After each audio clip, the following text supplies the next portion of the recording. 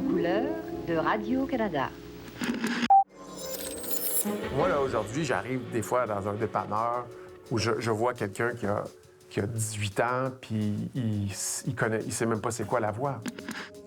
N'ajustez pas votre appareil. Cette semaine, notre émission de télévision porte justement sur la télévision.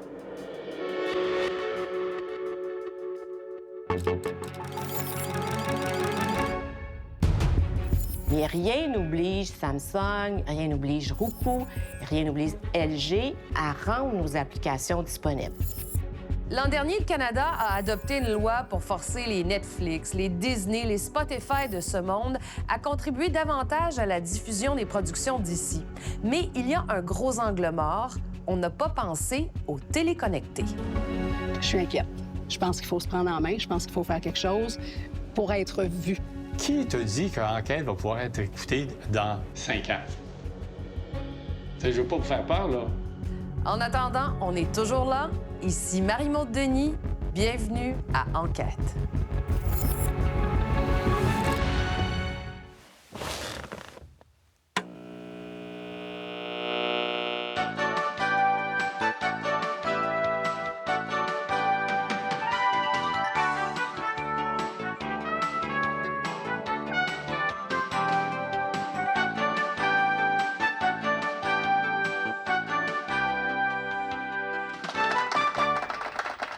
Salut Alexandre! Salut Marie-Maude, ça va bien? Oui, t'es rendu avec une télé?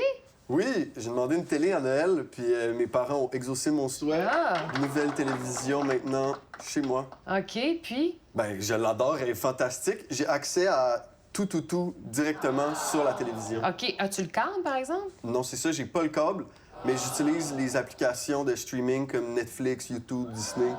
Peut-être que tu ne doutes pas ce que ça fait, cette technologie-là, exactement. J'ai invité un spécialiste des nouvelles technologies pour nous en parler. Je pense qu'il arrive.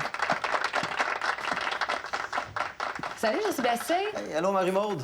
Jean-Sébastien, c'est un spécialiste des nouvelles technologies parce que ta télé, dans le fond, c'est beaucoup plus un ordinateur qu'une télévision, hein, n'est-ce pas? Exactement, Alexandre. Ta télévision a les mêmes composantes qu'on peut avoir dans un téléphone cellulaire ou dans un ordinateur. Est-ce que tu te souviens, Alexandre, quand tu as mis ta télé en route, s'il y avait des conditions d'utilisation?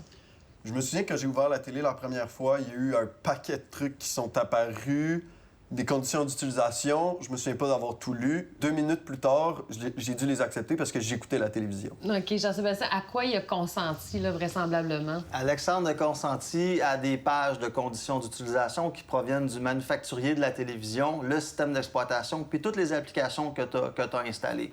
En gros, qu'est-ce que ça fait, ça? Bien, ça récolte ton information personnelle, comme par exemple ton nom, ton adresse courriel, ton adresse IP, des données de géolocalisation. Puis est-ce que ça va regarder ce qu'Alexandre fait avec sa télévision? Effectivement, ça va aussi regarder les comportements, comment tu utilises, comment tu consommes la télévision.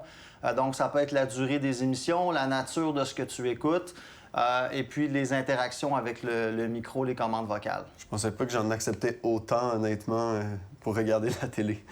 Est-ce que tu es curieux de savoir comment ça se passe, l'interaction entre ce que tu fais dans ton salon puis ces entreprises-là qui monitorent ce que tu fais de la télé? Ouais, je veux savoir ce qu'ils savent sur moi, là. Jean-Sébastien, on t'a pensé à une démonstration, je pense. Ben oui, Alexandre. Écoute, regarde, j'ai apporté quelque chose. On va faire une petite expérience, si tu veux bien. On va brancher cette petite boîte-là entre ta télévision et Internet. Donc, tout ce que ta télé va envoyer, on va être capable de le capter avec cette boîte-là. Puis on va voir qu'est-ce que ça donne. Génial. Fait qu'on va savoir ce que ma télé dit au monde sur moi. Exactement. On sait que tu regardes ta télé, mais on va regarder si ta télé te regarde toi aussi. On va rester ici.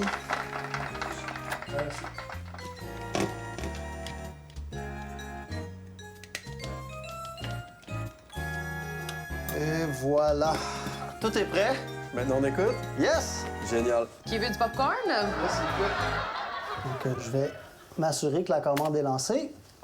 Et puis, tu peux ouvrir le téléviseur. Oh! C'est rapide et c'est beaucoup. Tout ça, c'est de la transmission de ce qui se passe dans la télévision. Exactement. Ça accélère, on dirait. Oh mon Dieu! On voit à l'écran toute l'information qui est échangée entre la télévision intelligente et Internet. Pour qu'on puisse faire un peu d'essence de tout ça, il va falloir analyser les données comme il faut. Ce qu'on veut savoir, c'est quelle information personnelle aurait pu sortir. C'est vraiment impressionnant. Puis, montre-moi ta télécommande. Qu'est-ce que tu as comme bouton préprogrammé dessus? Bien, sur la télécommande, c'est ça. Il y a des boutons de toutes les plateformes de diffusion en continu qui sont sur la télévision préinstallés. Fait que j'ai Disney, YouTube, Netflix, Prime Video, mais j'ai aussi d'autres applications que je connais pas. Fubo TV, Pluto TV. C'est des trucs que j'ai jamais utilisés puis que j'avais jamais entendu parler non plus. En fait. Puis, à ta connaissance, il n'y a aucun contenu canadien? Non, puis... Radio-Canada, TVA, Nouveau... Non, puis j'ai vérifié, puis je peux même pas télécharger ces applications-là sur la télé. Il y avait une série que je voulais regarder récemment, puis j'ai pas pu l'écouter. Elle n'est pas disponible sur la télé. Regarde, Alexandre, j'en ai du contenu canadien pour toi. Alexandre, s'il n'y a rien qui est fait pour que quand tu allumes ta télé, tu vois la télé d'ici dans la page d'accueil en partant, bien, si on n'est pas dans la page d'accueil, on risque tous de disparaître. Si on disparaît, Alexandre, on peut penser que c'est aussi une partie de notre culture qui disparaît en même temps. La soirée la plus caractéristique d'une famille canadienne est sans doute celle où tous se retrouvent pour suivre le téléroman ou entendre l'émission musicale de leur choix. Avant, on découvrait nos contenus en zappant. On regardait ce qu'il y avait disponible sur les chaînes généralistes comme sur les chaînes spécialisées. Bien, c'était un financement quand même assez simple. Marie Collin, présidente directrice générale de Télé-Québec. La nouvelle Ambassadeur 69 est vraiment une belle grosse voiture. Il y avait 2 sources de revenus. Il y avait la publicité, c'est les pauses publicitaires que vous voyez quand vous regardez votre émission préférée. Oui, Canada.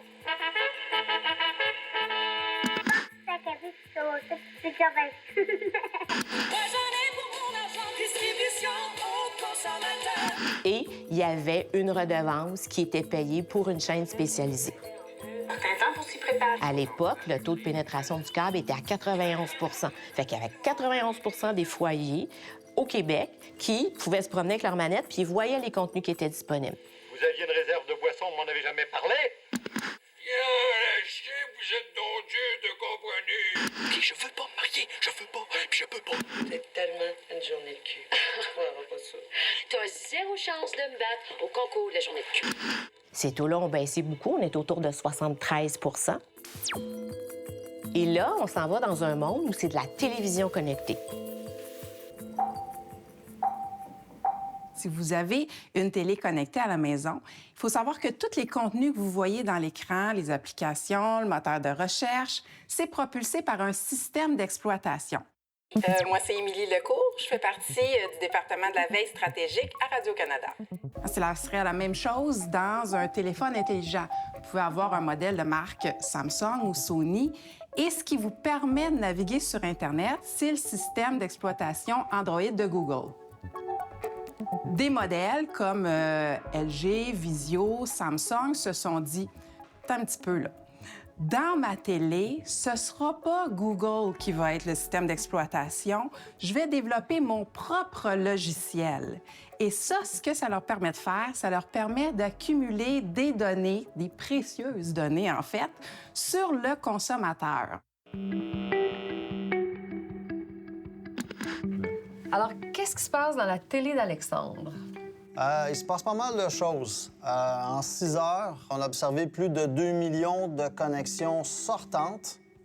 Puis on a l'équivalent là, de 185 MB de données. Ça, c'est juste en 6 heures?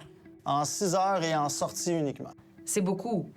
C'est beaucoup. 185 MB, ça correspond à 92 000 pages de texte plein. OK. Alors, comment on va s'y prendre pour analyser, en fait, toute cette quantité d'informations-là? Alors, on va devoir s'assurer de faire un beau gros tri avec ça, se faire un tableau qui va nous permettre d'identifier la destination de chacune des adresses que ça représente. OK, je vois que tu as fait déjà une liste des entreprises. Qu'est-ce qu'on a jusqu'à présent? Bien, il y en a vraiment des étonnantes, là, notamment Facebook et Twitter, qui sont là, mais qui ne font pas nécessairement partie de la vie immédiate d'Alexandre sur sa télé. Il y a combien d'entreprises, là? Combien on en a jusqu'à présent? Alors, on en a une trentaine basées dans 5 pays. Qu'est-ce qu'on remarque d'autre aussi dans la télé d'Alexandre, Christian? Oui, en fait, on remarque qu'il y a beaucoup de communication de traceurs. En fait, un traceur, c'est des communications qui sont faites pour bâtir le profil de consommation de l'utilisateur en cours. Donc, plus on sait ce qu'Alexandre a fait, plus on peut prédire ce qu'il va faire. Tout à fait. Ouais, puis une autre chose qui est intéressante aussi, c'est qu'on a noté, lorsqu'on éteint le téléviseur continue d'envoyer des données. Qu'est-ce que ça nous démontre, cette démonstration qu'on est en train de bâtir? Ça démontre qu'Alexandre et le téléspectateur d'aujourd'hui sur les télés modernes reçoivent de l'information, reçoivent du contenu comme avant, mais on en envoie de l'information d'une façon colossale à travers ces nouveaux appareils-là. C'est bien parti. En tout cas, il y a beaucoup de données. Je vous laisse continuer à analyser ça. Et ces données-là, qu'est-ce que ce serait? Ce serait, par exemple, tous vos comportements d'écoute, toutes les applications utilisées, combien de temps l'usager passe dans chacune des applications, à quelle heure, c'est quoi leurs intérêts, leurs préférences. Et là, le fabricant, grâce à son logiciel, va prendre toutes ces données-là et d'un, va s'en servir pour améliorer l'expérience de l'usager en, mettons, t'envoyant des contenus qu'il pense que tu vas aimer selon tes consommations pour te garder le plus captif avec l'écran. Et après ça, il va prendre ces données-là pour la monétisation.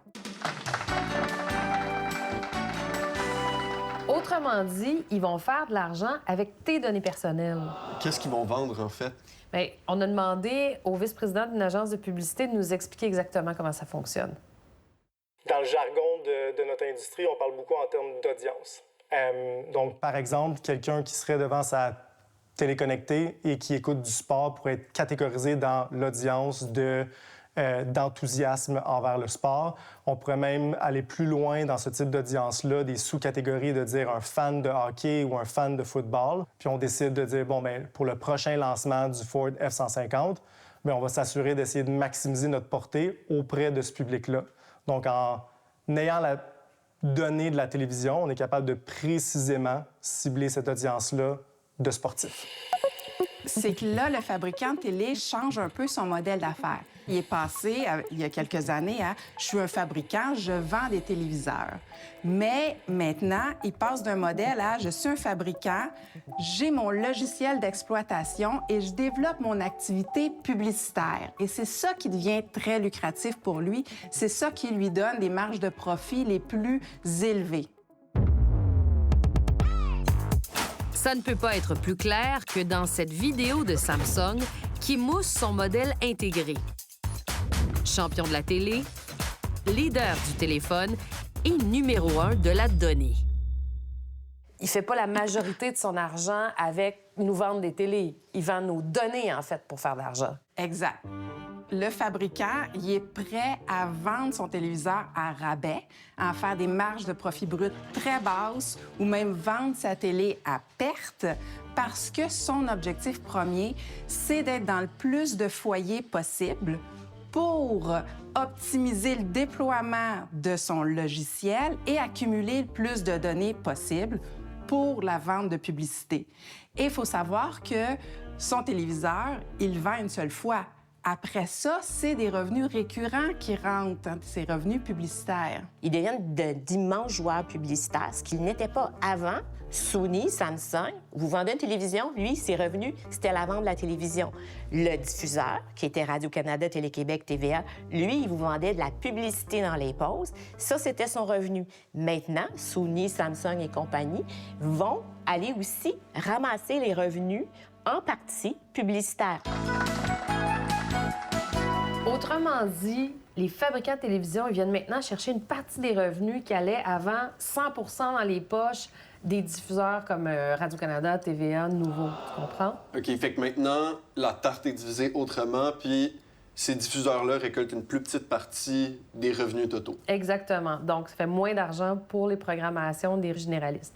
Mais c'est pas tout parce qu'il n'y a pas juste le fabricant de télé qui prend tes données personnelles, il y a aussi toutes les applications que tu as dans ta télé. OK, donc chacun des boutons sur ma télécommande demande également une petite part de la pointe. Là. Exactement.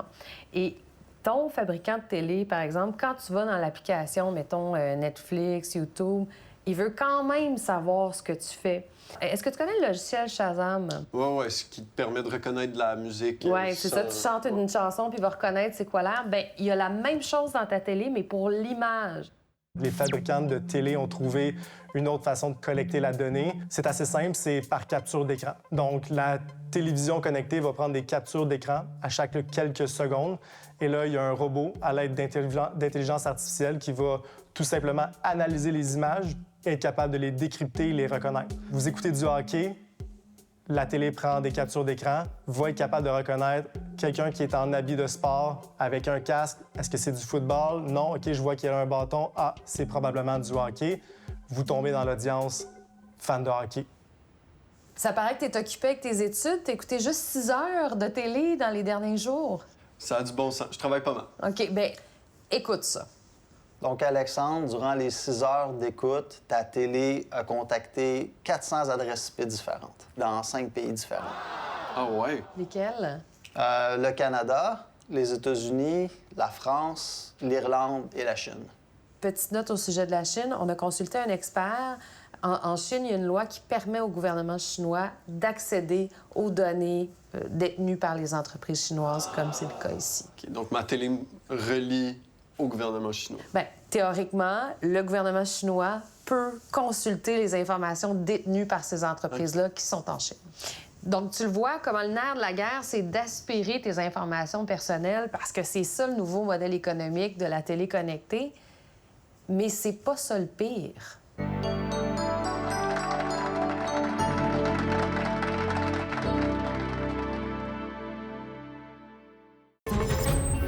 Au retour.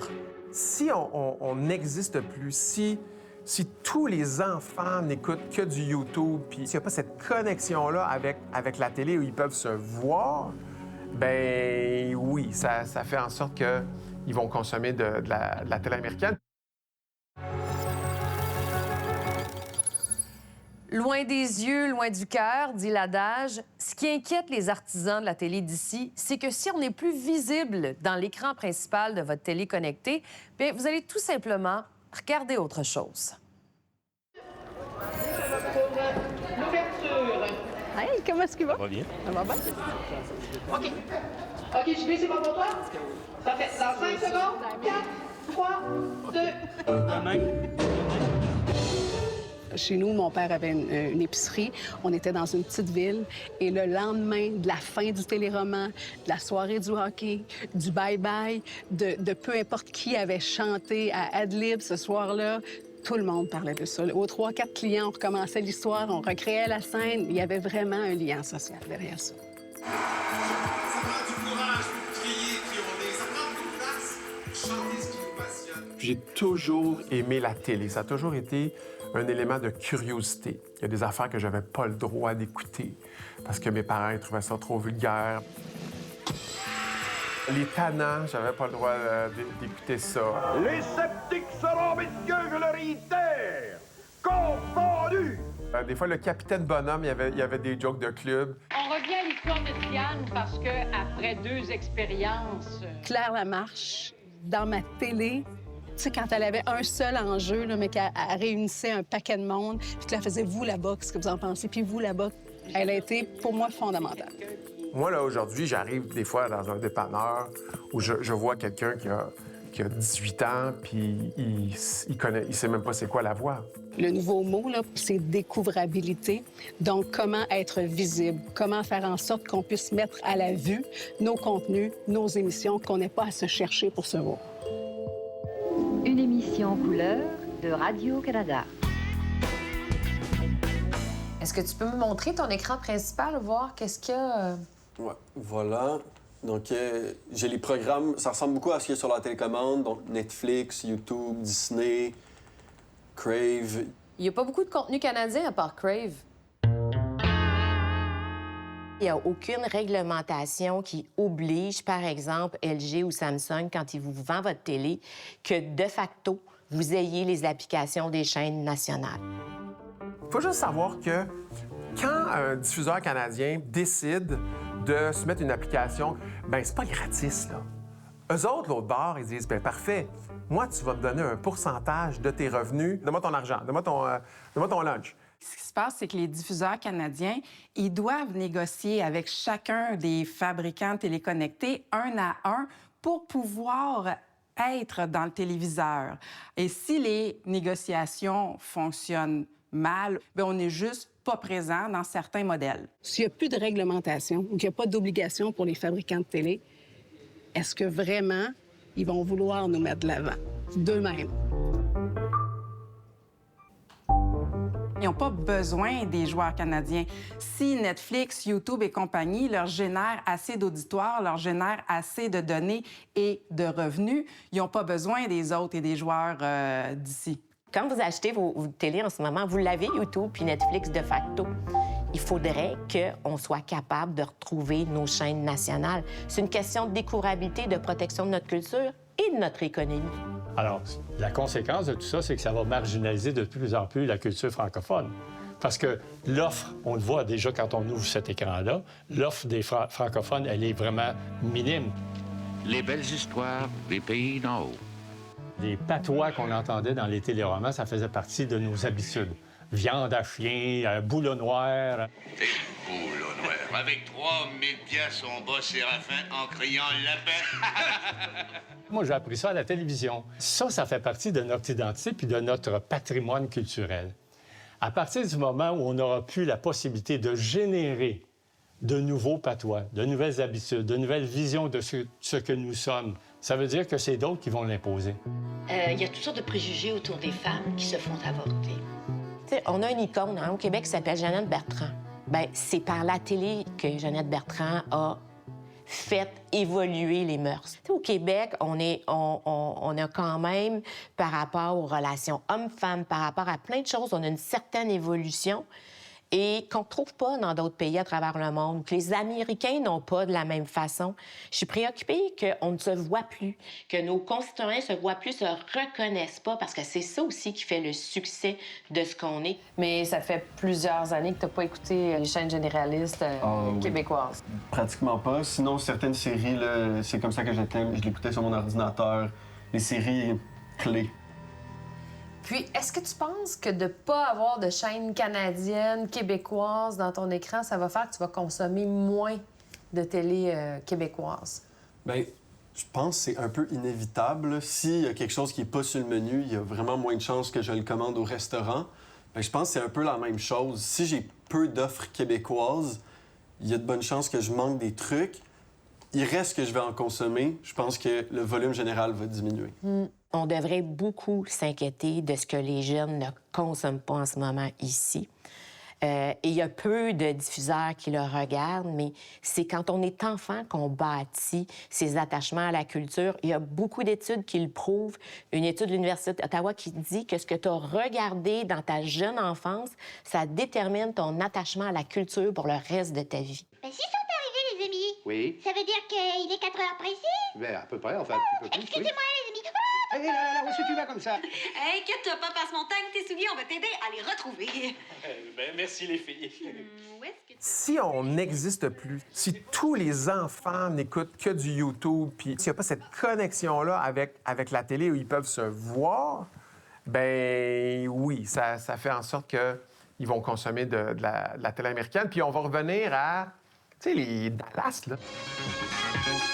Ça passait à Radio-Canada à 8 h le soir, là. C'était ça, là. Fait qu'on, tu sais, on veut-tu retourner là? Il faut ameuter les gens. Et il faut qu'on comprenne qu'on est en train de changer de société. On est en train de changer les règles de cette société-là, les règles culturelles et les règles démocratiques. Et ça, il faut mettre un frein à ça.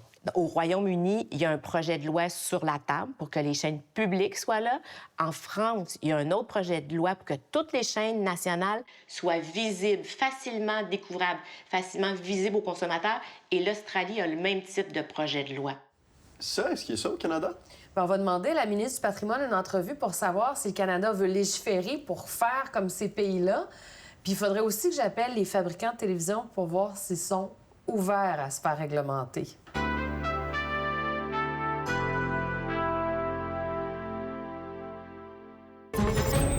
Après la pause, Si c'est pas le gouvernement qui le fait, c'est qui va le faire? Protéger notre culture. Tout un progrès l'an dernier, alors que le CRTC, l'organisme qui réglemente la radiodiffusion et les télécommunications canadiennes, a fait un bond dans la modernité pour agir enfin sur une grande innovation, l'Internet. Et malgré cela, les téléconnectés ne sont toujours pas sur son écran radar.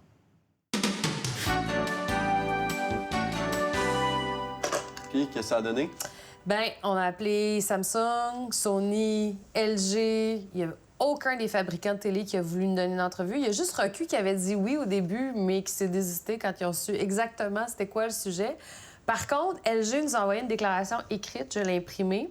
Ils nous ont dit As a proud supporter of Canadian content, LG est fier de soutenir le contenu et la programmation canadienne.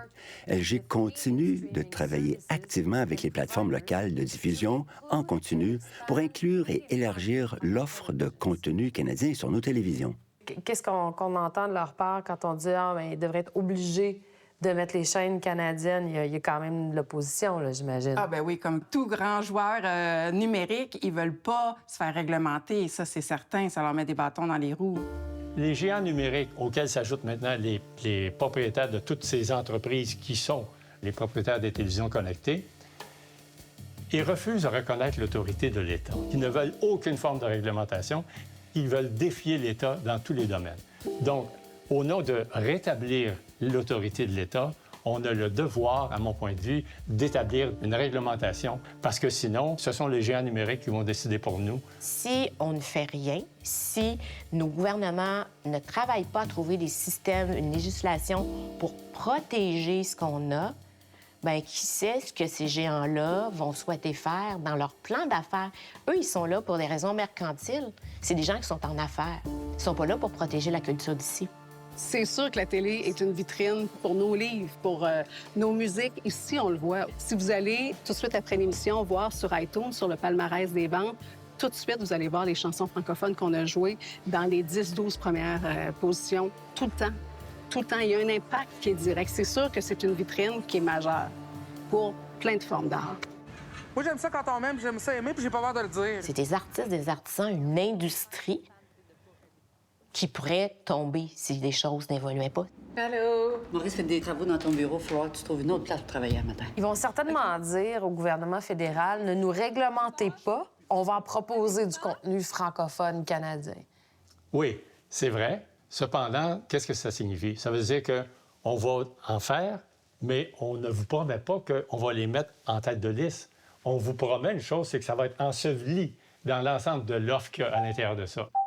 Bien, je pense que le CRTC, le gouvernement canadien, devrait s'inspirer de ce qui se fait particulièrement en ce moment au Royaume-Uni, en France, en Australie, pour avoir au minimum une loi qui dirait à nos fabricants de télévision, vous voulez vendre une télé au Canada ou au Québec, vous devez de facto rendre disponibles les applications des télés nationales. En premier lieu, il devrait favoriser au moins la découvrabilité des chaînes conventionnelles qui vont faire une migration, qui vont se transformer, mais au moins aller faire ça. Charles Lafortune est venu ici à Ottawa rencontrer d'autres producteurs comme lui à la grand-messe de la télévision canadienne. Mais ici, ce n'est pas lui la vedette. Est-ce que vous pouvez agir sur eux pour dire, vous allez mettre les chaînes canadiennes sur la première page? Bien, c'est une super bonne question. Puis, c'est pas la première question qu'on a creusée quand on a réfléchi à ce qu'il fallait faire dans les médias. Bien franchement, là, la première question, c'était comment on fait pour que les Netflix de ce monde participent premièrement financièrement, parce qu'ils font de l'argent avec les abonnés au Canada, puis ils redonnent pas beaucoup en termes de capacité de production ici. 65 des Canadiens ont maintenant une télé connectée. On n'est pas un petit peu tard pour commencer à réfléchir à ça? Je suis d'accord avec vous qu'il y a du temps à rattraper. Juste pour vous donner une idée, là, donner les pouvoirs au CRTC de réglementer ce qui se passe en ligne sur les plateformes, ça a pris pratiquement 2-3 ans juste pour passer la loi. Madame Saint-Onge. Mais est-ce qu'il faut forcer le fabricant que ce soit facile d'aller sur les applications de Tout TV, TVA? Est-ce qu'il faut forcer les fabricants?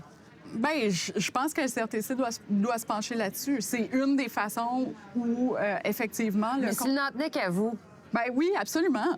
Absolument. Moi, personnellement, je vois pas qu'est-ce que ça enlève au Apple de ce monde ou au Samsung de ce monde quand tu es dans un marché comme le Québec ou dans le Canada, de s'assurer que les contenus de la place locale sont facilement découvrables.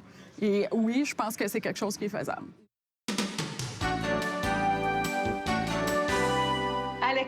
Alexandre, s'il vous plaît, va juste télécharger nos applications d'ici. Juste voir ce que tu pourrais trouver de trippant là-dedans. Alors, voici ton défi. On va voir combien de temps ça va te prendre pour télécharger les applications principales des chaînes généralistes québécoises. T'es prêt? Okay. Ouais, OK. allons-y. OK, c'est parti. Chercher sur le web pour nouveau. Ça marche pas. Non. Pas de chaîne sportive canadienne non plus. Non plus. Essaie de TVA+, peut-être? Rien pour TVA. Peut-être Télé-Québec? Non plus. Bon, Alexandre, ça fait 10 minutes qu'on cherche. On n'est pas capable. Ben honnêtement, je pense que c'est impossible de télécharger sur la télé ces applications-là telles que la télé est hors de la boîte. Donc, qu'est-ce que ça veut dire? Ben ça veut dire que je vais devoir trouver un moyen d'écouter Enquête d'une autre manière. Bonne réponse.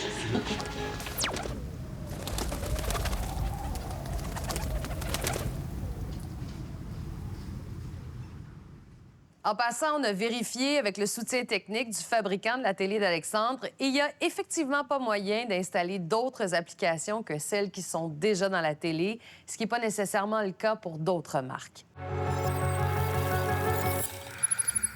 J'espère que vous avez apprécié nos reportages de ce soir. Au nom de toute l'équipe, merci beaucoup d'avoir été là et je vous donne rendez-vous la semaine prochaine pour une autre enquête.